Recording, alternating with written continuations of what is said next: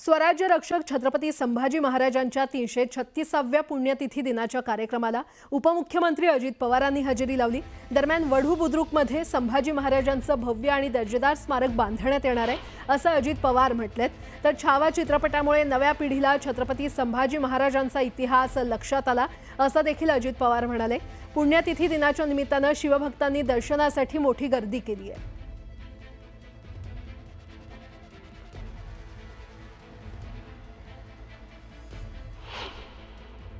आम्ही मागेच तुळापूरचं आणि वढूचं काम हातामध्ये घेतलेलं आहे आणि अतिशय दर्जेदार अशा प्रकारचं काम सर्व शंभूप्रेमींना अभिमान वाटेल आणि पुढं पण पिढ्यानपिढ्या पुढच्या लोकांना त्यांचा हा इतिहास लक्षामध्ये राहील आणि इकडे आल्यानंतर त्यांना पण एक मनातनं प्रेरणा मिळेल अशा पद्धतीचं स्मारक करण्याचं काम आम्ही सगळेजण करतोय।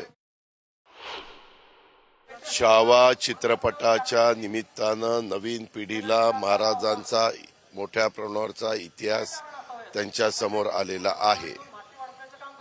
आता तुम्ही ज्या गोष्टी म्हणताय त्या काढून मला नवीन प्रश्न निर्माण करायचे नाही। नवीन पिढीला आणि बाकीच्या सगळ्या महाराष्ट्रातल्या मराठी माणसाला